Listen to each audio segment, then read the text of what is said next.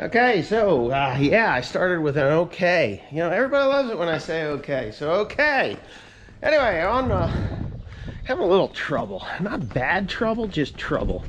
You know, you ever have just a little bit of trouble? You know, some people have trouble. Well, I have trouble. So last night, Timothy says, "Hey, this 8530 started yelling at him," and I knew it would.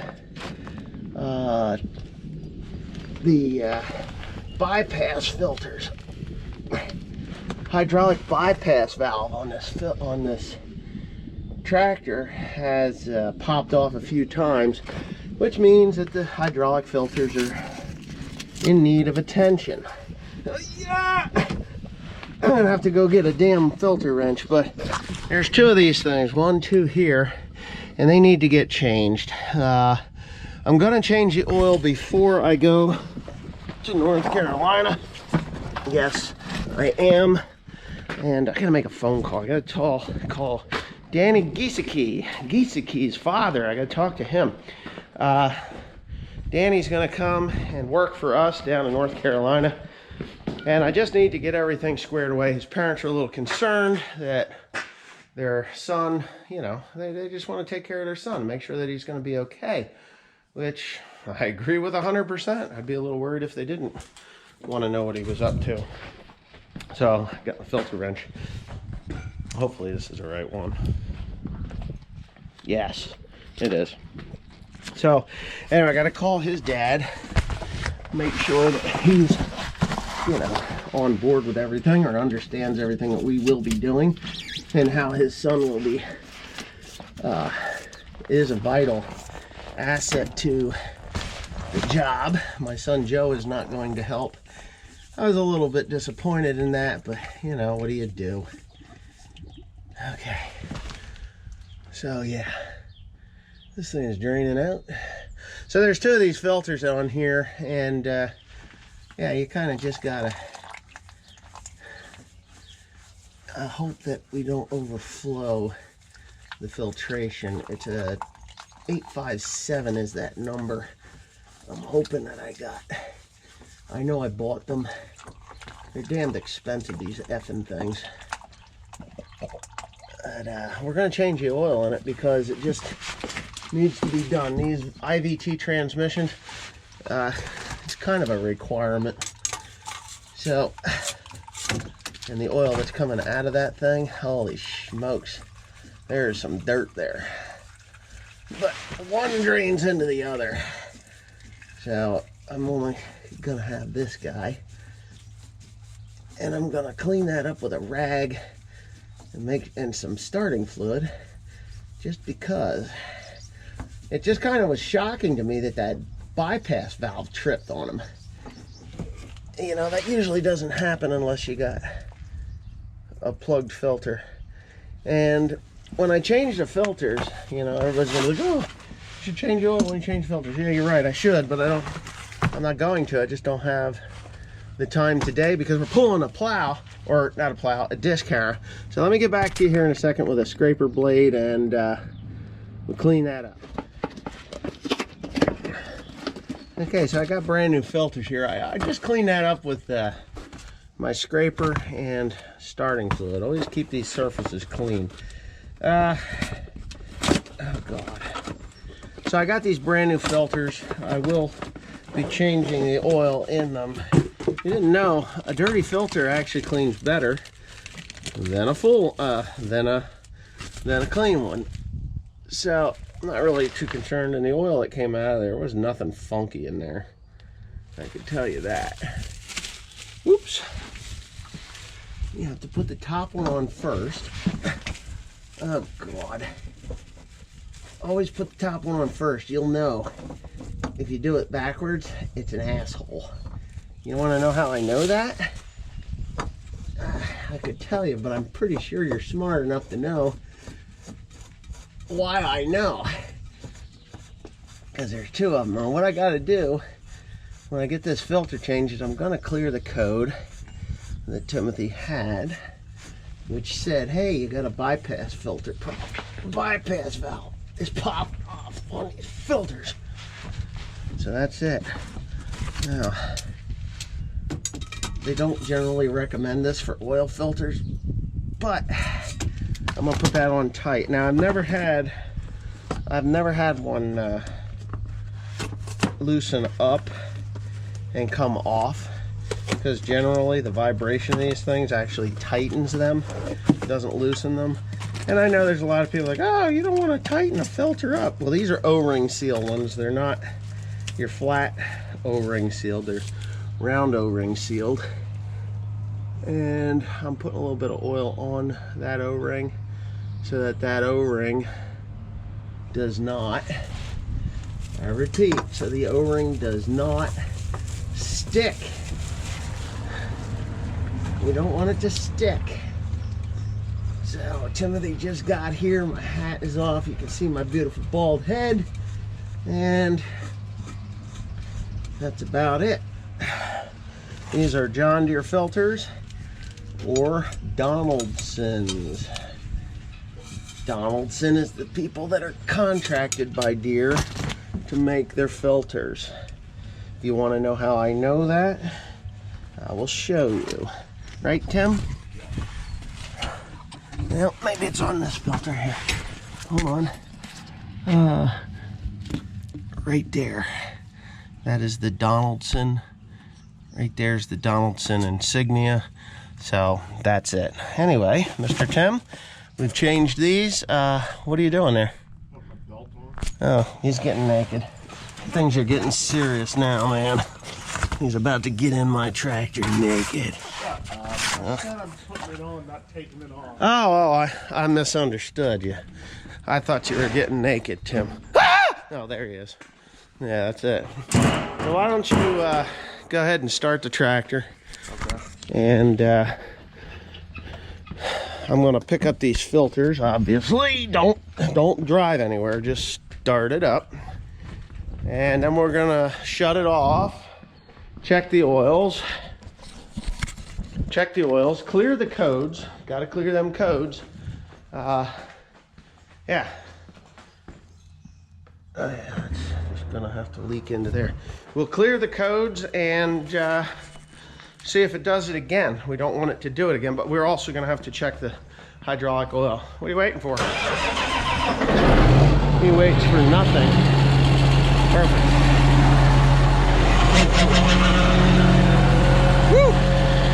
Woke her up.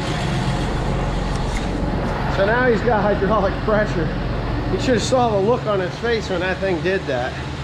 So basically it just sent a slug of air down through the it sent a slug of air down through that system.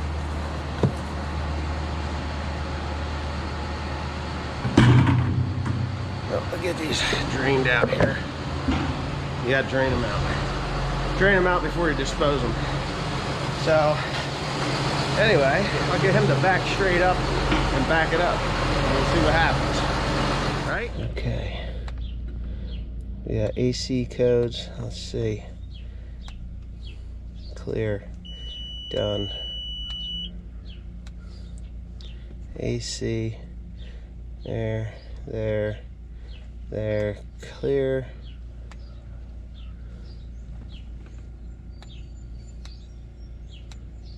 Clear. Done.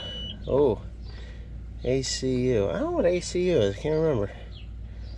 Clear. Done. It's not. Oh, I know what it is. ACU 1. It's this hand thing. Clear. Done. None. I need a new. It's this guy right here. There's a spring that's bad. And if you don't, I got to get that straightened out, because if you don't, it causes problems. So let's code into CCU, a couple of them, clear that, done, no codes. CLC, clear, done, none.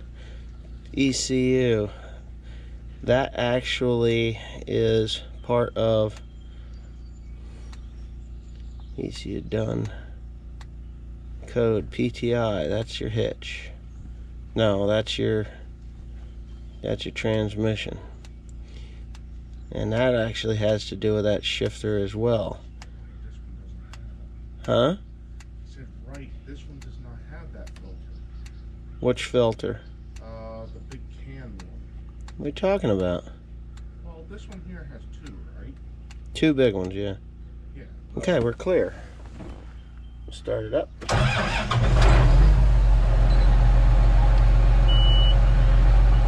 Cool.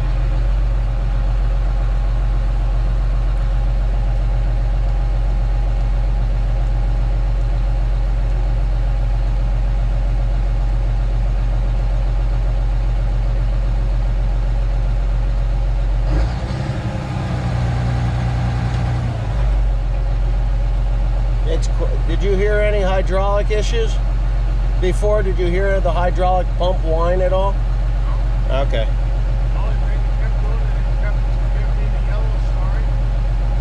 I slowed down the engine, put it in park, and then it would pull up the stop sign.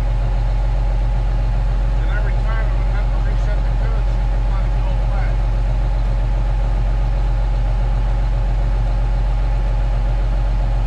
Oh, you had to reset the codes? Yeah.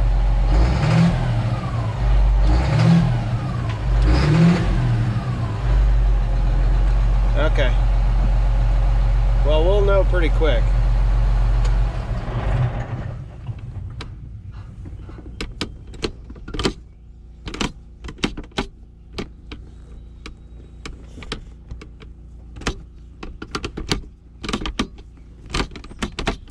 So what is it, a little spring that broke in that thing?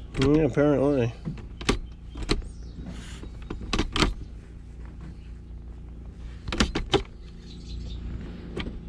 Yeah, I have to get a new one, I guess. All right, so I guess I'll finish this one up here. Yeah. So we changed the filters, and I didn't think that the oil was dark, which is normal for these things because hydraulic oil actually does wear out. It breaks down, and because of the IVT, there's a hydro in there, a hydrostatic drive system in there, along with the selective control valves and everything else that goes on with that thing. And the oil will darken with time, so it wears out. So for the most part, I believe it's every 1,000 hours you're supposed to change that transmission oil. And this video was taken a couple of weeks ago.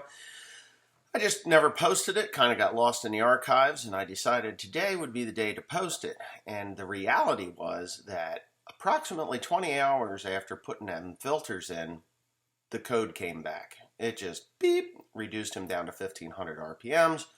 RPM, you know, for my cynical people out there to say, you use an S after RPM. It's like across. I go across to the field. I use a T at the end of across. But that's okay, because you know what?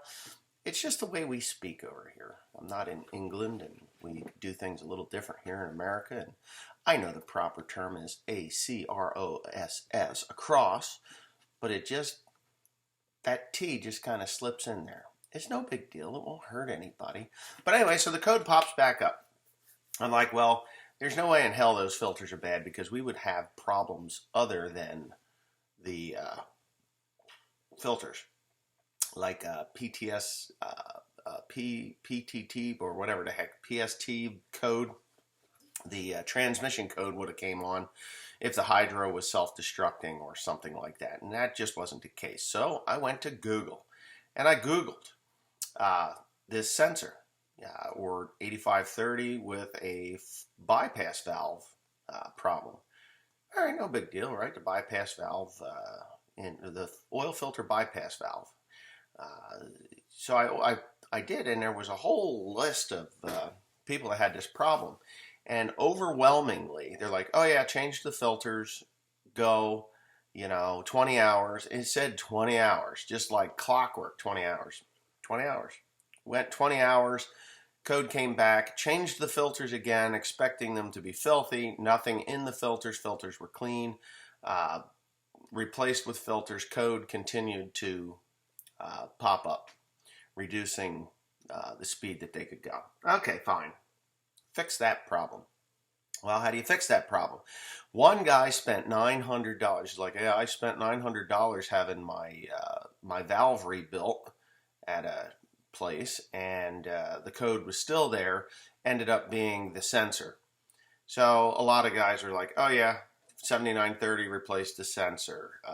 8100, 8120, or 8130 replace all IVTs. Replace the sensor. Replace the sensor. Replace the sensor. So if you've got 100 guys that are saying replace the sensor and one or two saying, oh, my valve was bad, I'm going to try the sensor. That's the cheapest option.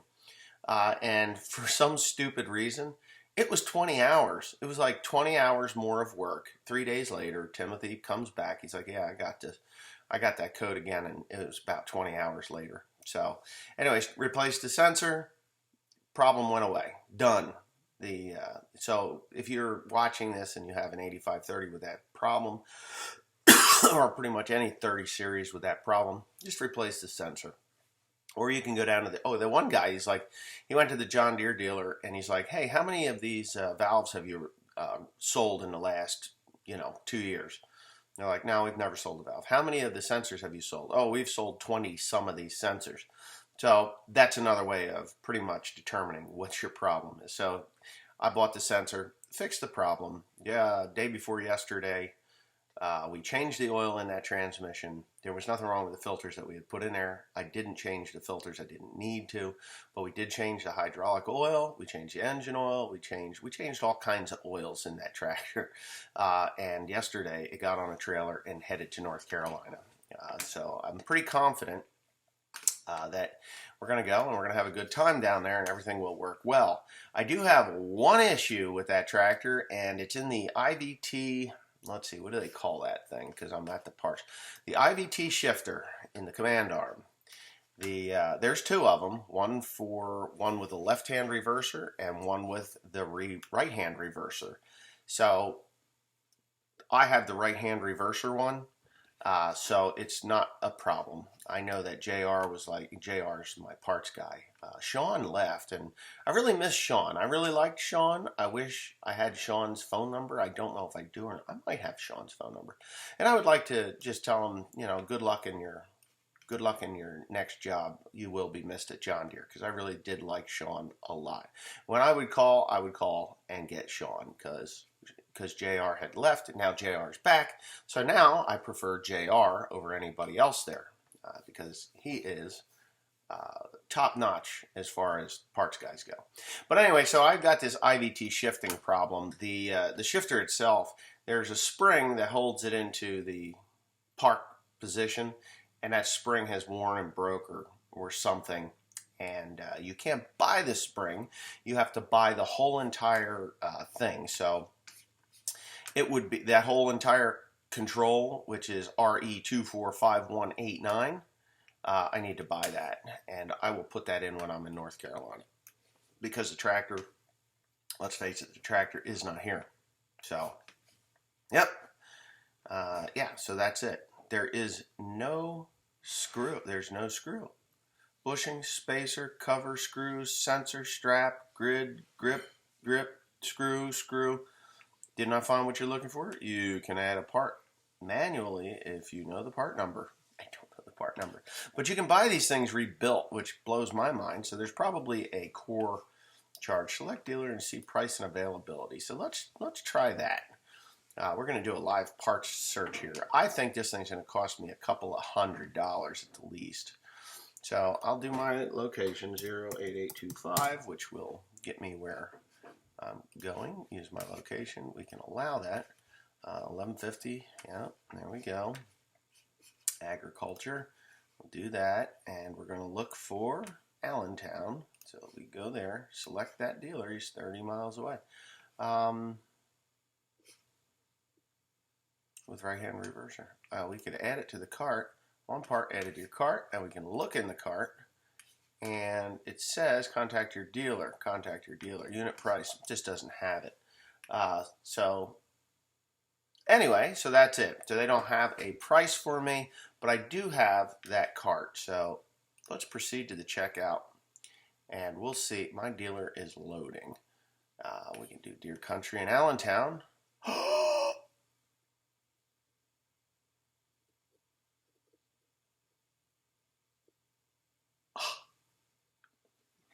Can we take a guess as to what that thing costs?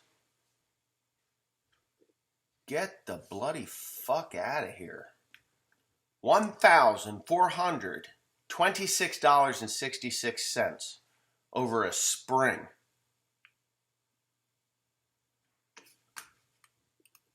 What the bloomin' hell? Wait a minute. Let's go back to that. Oops, something went wrong. Help us improve. Yeah, something went wrong. Wow. Holy shit. What is wrong with these people? Well, I'm going to tear that thing apart and see if I can find the spring, because I'll replace the spring.